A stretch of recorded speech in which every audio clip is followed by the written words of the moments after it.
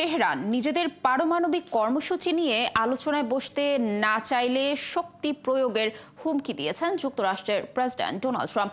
এদিকে যুক্তরাষ্ট্রের হুমকির মধ্যেই নিজেদের অস্ত্রভান্ডার সমৃদ্ধের নির্দেশ দিয়েছেন ইরানের সর্বোচ্চ ধর্মীয় নেতা আয়াতুল্লাহ আলী খামেনি।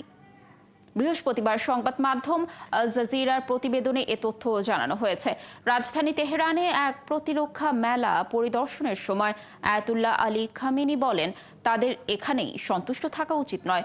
ক্ষেপণাস্ত্র কতটুকু নিখুঁতভাবে আঘাত হানবে সেটার একটি নির্দিষ্ট সীমা তারা এর আগে নির্ধারণ করেছে।